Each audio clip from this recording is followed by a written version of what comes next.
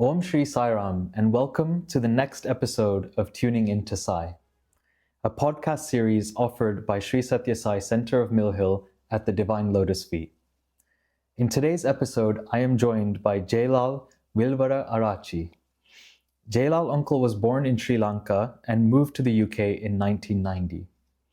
He was previously an accountant by profession and is now enjoying retirement.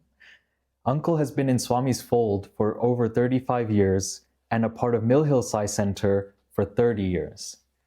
He has played an active role in preparing the center's beautiful altars every week since 1995. Sai Ram, and welcome, Uncle. Sai Ram. Really looking forward to hearing your experiences. Thank you. So to start things off, Uncle, can you just share a little bit about how you came into Swami's fold or how you first encountered Swami in your life? Yeah, in 1990, one of my classmate, best friend, he went to Swami in Puttapati and came to my place to meet me, and he bought a Vibhuti packet. And I asked what this, and he has given all the details about Swami and all the teachings, and so I have absorbed everything. Immediately I thought actually it's a same as Buddhist teaching, Buddha's teaching. So it's miraculously I just taken everything into my heart. So from that day I become a Sai devotee. Okay, so what was that feeling when you first heard about Swami? You just felt like instant connection, or was the teachings that pulled you? Yes, instantly I got all the details about Swami, and he also got the interview in Puttapati, and he told everything, how Swami house, Swami's Leela, and so I thought actually one day I want to go and see him. Mm-hmm. So that's the way I become a Sai devotee and gave the picture of Swami. So I immediately put it in my shrine room and in front of Buddha. So that's the first start of Swami's path.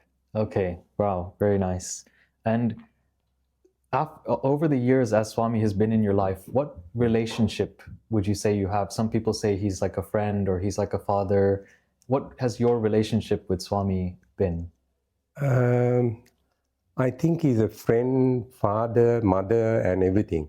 So from the beginning, what I asked from him, every day I'm praying to Buddha and Swami and everyone.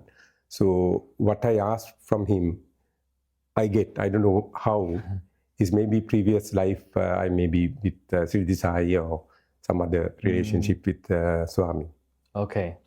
And you mentioned that one of your prayers very early on was that hopefully one day you will go to see Swami or you'll get to meet Swami. Yes. Yeah, if you can share, I think you had a couple of very nice experiences. Yeah, the thing is that first time, 1996, so I don't know anything about Swami, where he lives and where he, at that time, where he's living in. So anyway, my best friend's sister also Sai devotee, and I asked where. He said he don't know. So anyhow, we have decided to go to Vrindavan that time. So it may be May, month of May. So we went there. We went to Madras, and it's a long story. And we came to know about Swami's student. Okay. So he's Dr. Hirok. And we didn't know that he's just came and talked to my son and daughter there with my wife.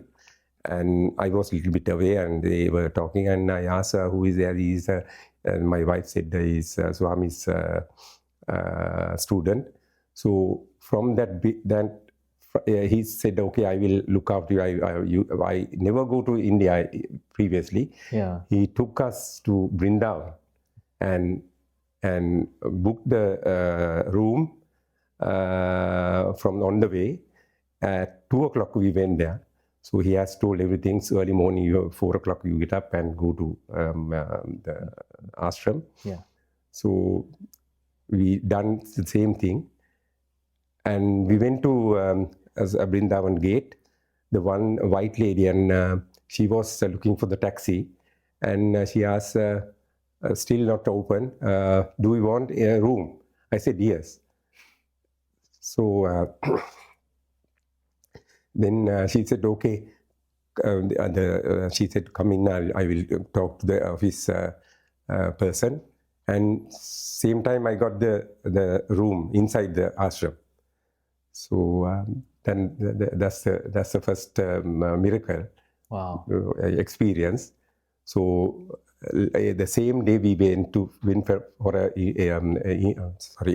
lineup. So I got second number. Yeah. Not me actually. That's the line. So we went to the hall.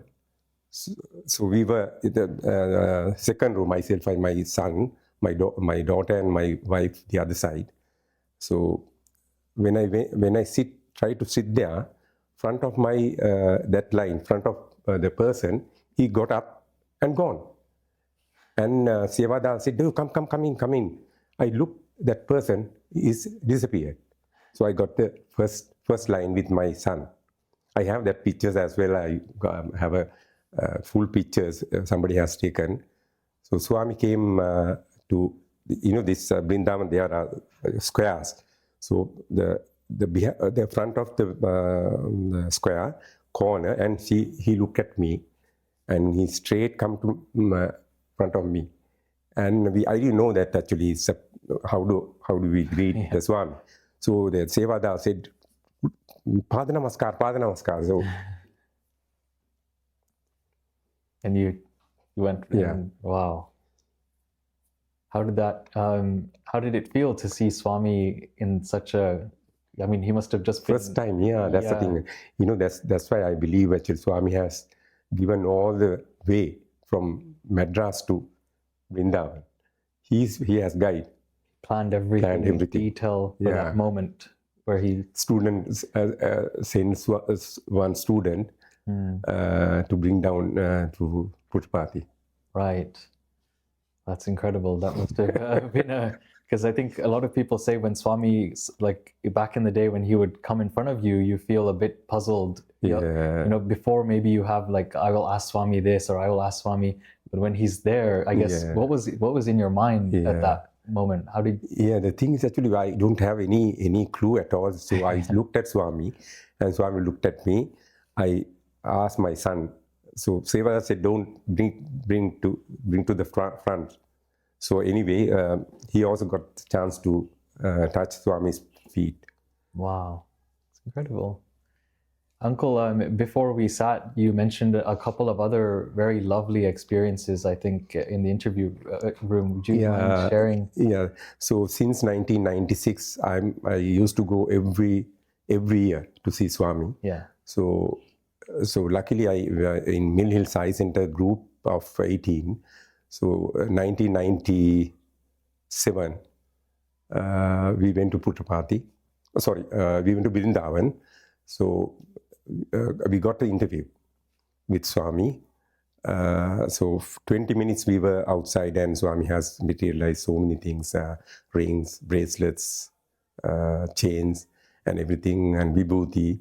So after that, he asked, shall we go to inner room? So we went there.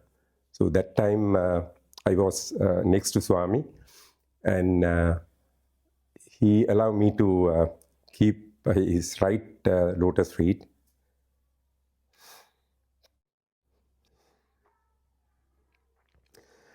on my hands, on my palm.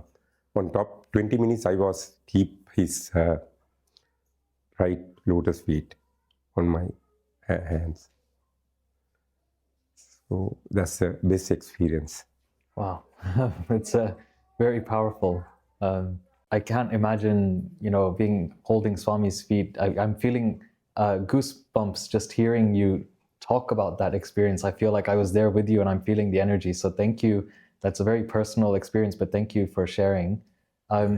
You mentioned, then afterwards, Swami continued the interaction. Yes, after the interview, when Swami asked, we'll have a group photo, and we went to front of the garden, and we were there with all the other Sai devotees.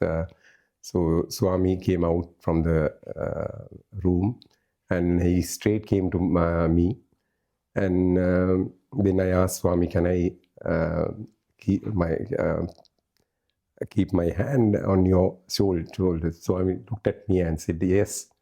So I have a chance to hold Swami's hand and put the other hand on her shoulder. So that's a very good experience. And after finished the group photo, I heard actually Swami said, go in.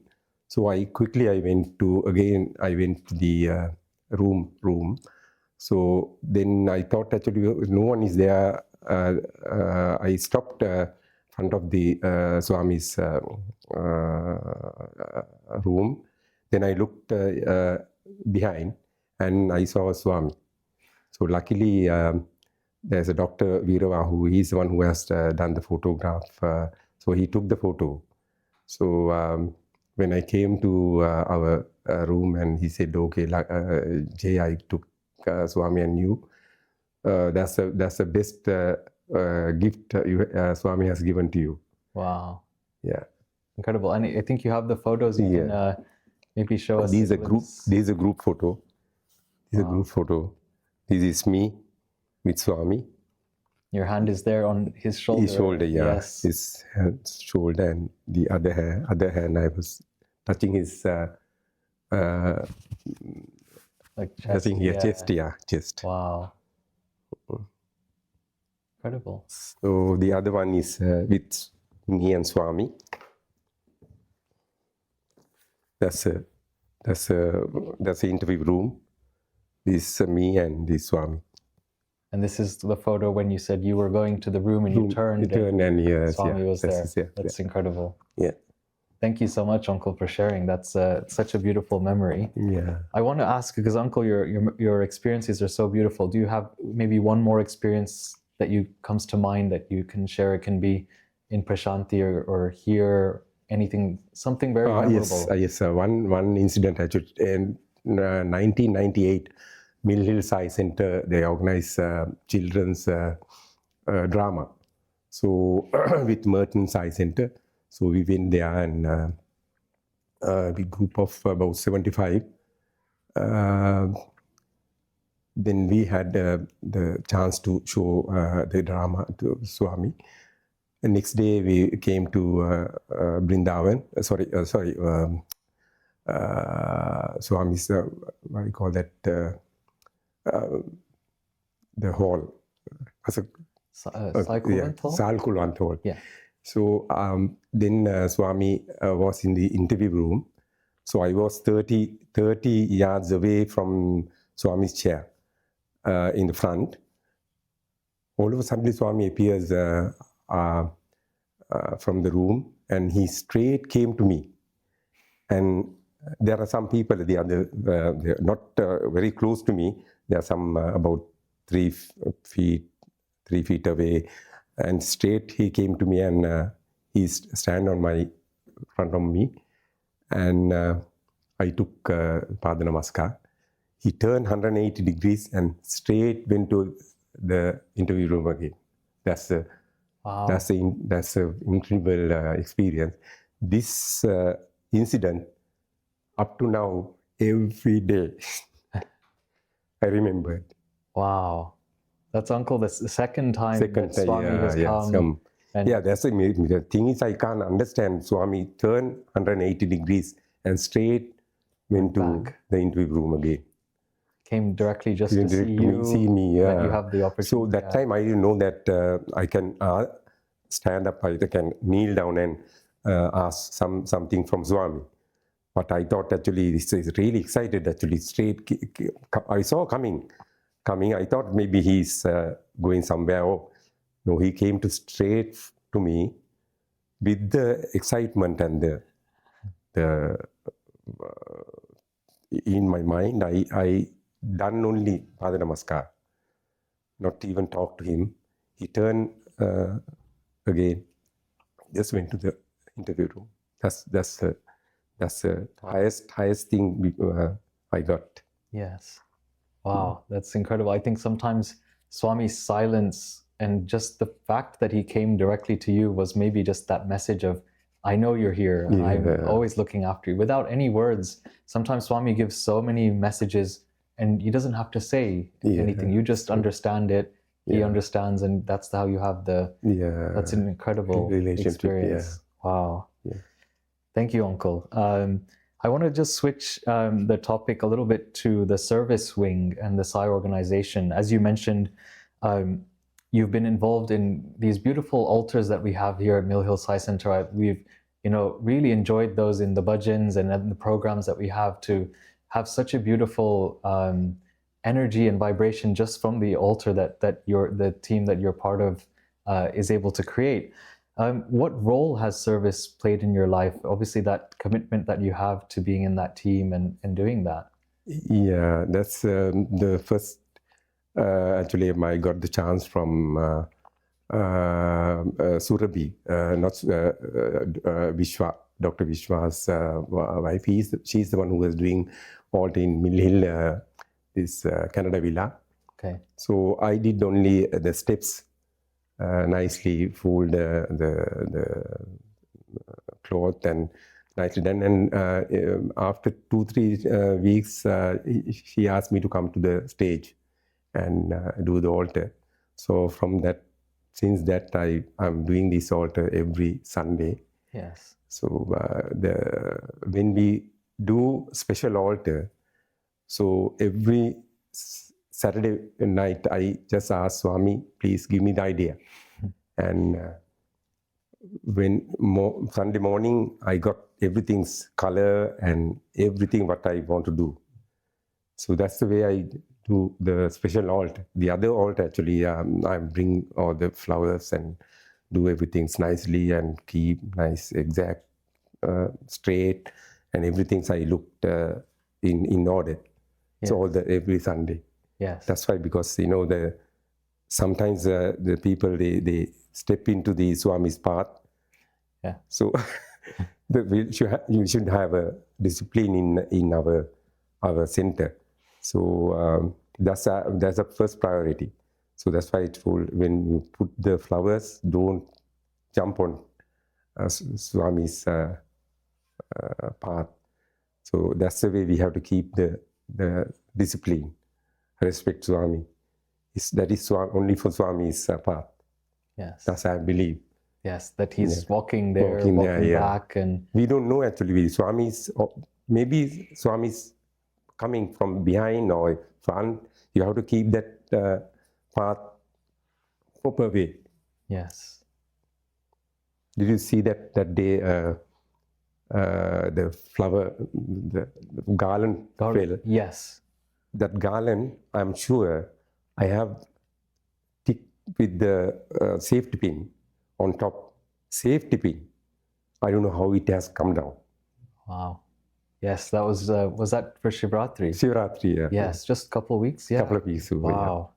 Yeah, because we saw that fall in such elegance. Yeah. And I didn't even know that it was with a safety pin. Safety pin. Yeah. That's Swami. He's always there. And I've seen you, Uncle, that you do everything is very perfection, because I think you feel constantly that Swami is here. He's already walking around us. He's sitting on the stage. Yeah. He's walking through the path. Yeah. So it's just very nice to see that you're really feeling his presence and in everything you're doing with the altar. Yeah. Uncle, in terms of one of Swami's key teachings, Swami, many different messages about service or helping people. Which of Swami's teachings, I guess, has played a key role in your life, maybe outside of the center, in your personal life? Which teaching really means something to you of Swami? Yeah, the main thing is help ever, hurt never. That's a theme I got. I don't know whether the other, but that is actually Buddhist, close to Buddhist teachings. Okay. So we do actually now even every year we do Buddhist monks the food. On the same day we are having a bhajan. Now we were doing about more than 30 years. This every year, March, we do this one. First Buddhist monks offering food, and evening we have a bhajan. That's every year I used to do. Okay, wow. And you said that the help ever, hurt never teaching is also in Buddhism. In the Buddhism, yes. Can you share a little bit about what the equivalent teaching is? Yes, Buddha always says that help poor people and needy people. That same thing is help ever, hurt never. Hurt never. So we do so many things for related to Buddhist teachings. We do charity works in Sri Lanka and even here, mostly actually in Sri Lanka, because that's so many poor people there, so many children, they don't go with shoes. Last year I have given shoes and school bags. Okay. About 58 children, and previous year also I have done very recently. I can remember. So older people we gave blankets and towels. Wow. Yeah. So now this month, they are going to go to pilgrimage, this Buddhist pilgrimage. Okay. So I have I have done all the needy things to them. Yeah. So those are the things actually we do. Okay. For Buddhist teachings. Yes. And my seva is actually this is the main thing. Yes. For Mill Hill. Yes. So it's like a meditation, and I never talk to anyone when I'm doing the altar. Yes. So that's fully focused on Swami. Yeah. Yes. Wow. Very nice, Uncle. So now on the topic of Mill Hill Sai Center, if you can please share about the moment, like the first time you joined Mill Hill Sai Center. When was that, and how did you come to the center? Yes, I'm very close to Dr. Upadhyay's house. So one day Dr. Upadhyay came to our house and said, Jay, you are a Sai devotee. I heard you are a Sai devotee, so why don't you come to Mill Hill? So from that time, 1995, January or February, I started to come to Mill Hill Sai Center. From that time, since that time, I'm still in Mill Hill. Okay. And what's been your most fondest memory of the center over the years? Anything that stands out, or anything about the center that is always in your memory, or you remember very well? Yes, I can remember. They come for Bhavikas. So I can see now the children become elders now. They are very successful. So many children I know that they are doctors, finance sector. They still come to Mill Hill. So I saw physically they're growing up very nicely and very disciplined. That's the thing I saw Mill Hill Sai Center. Now when I'm about 30 years in Mill Hill, now the children are 35, 40 years old. My son also 40 years old now. Daughter is 37. So very nice actually. When I see these children growing up. So when somebody comes as a bhavika, I can assure I'm telling my son and daughter, I'm assure they are highest in highest positions in UK. Never fail. I haven't heard anyone who are not doing badly. everyone is successful. So many children are doctors, girls and boys. That's the thing I always tell the parents to bring your children here. Your child's future is Swami look after.